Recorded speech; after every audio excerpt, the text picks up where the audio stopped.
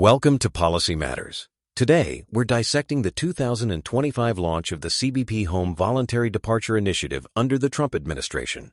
Dr. Patel, can you outline the program's core objectives and what prompted its creation? Certainly. The initiative aims to reduce the undocumented population through voluntary compliance.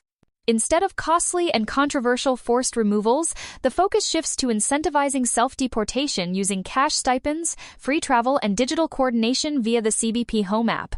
The motivation is not only fiscal, cutting average deportation costs from $17.0 to about $2.0 per case, but also strategic, reframing departures as dignified and orderly.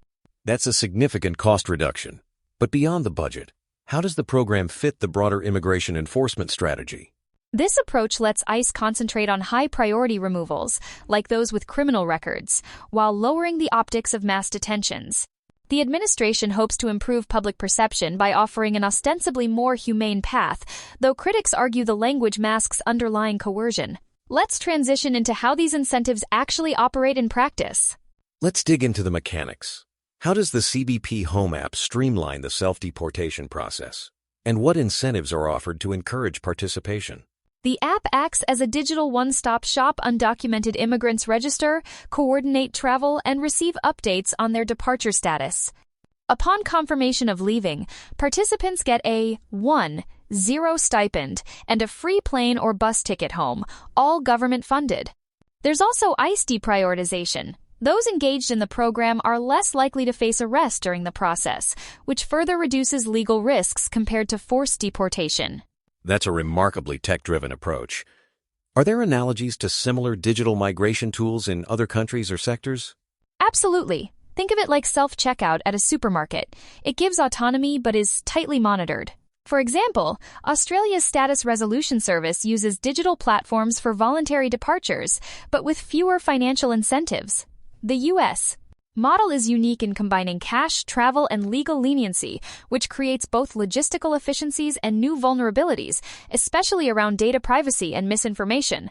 Given those vulnerabilities, how is trust or mistrust impacting uptake of the program? Trust remains a key hurdle. Many migrants are wary of government promises due to past enforcement tactics. Some advocacy groups warn of potential exploitation or lack of clarity on rights, especially since there's no formal guarantee of future legal reentry. This brings us to the demographic and economic profiles of those choosing to self-deport.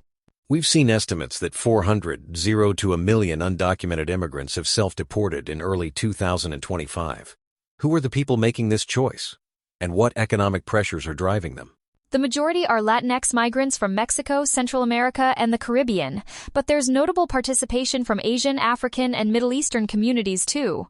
Many face a complex matrix of deterrence, workplace raids, loss of public benefits, and increased risk of detection.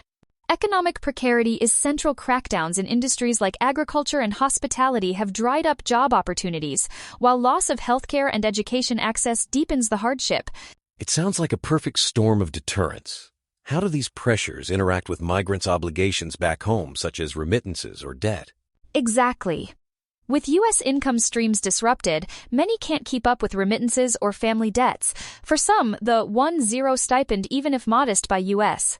standards, can help offset debts or start anew in their countries of origin. However, the abrupt nature of these exits can destabilize families and local economies, which we'll discuss next in terms of broader community and legal impacts. Let's explore the ripple effects. What are the immediate and long-term impacts on communities and legal identities when large numbers of undocumented immigrants self-deport? Sudden departures fracture families and fragment local economies, especially in cities where undocumented workers are integral to sectors like construction or food service. Trust in institutions erodes as fear spreads, driving some migrants even deeper underground. Legally, many self-deportees lack documentation, so reentry or appeals become nearly impossible. Some risk statelessness or extended separation from U.S.-born children. That raises serious human rights concerns. Are there any indications that these policies might backfire or prompt legal challenges? There's mounting opposition from advocacy groups who argue the program violates due process, especially for DACA recipients and asylum seekers. International criticism is also growing, with some countries questioning the U.S. commitment to family unity and legal protections.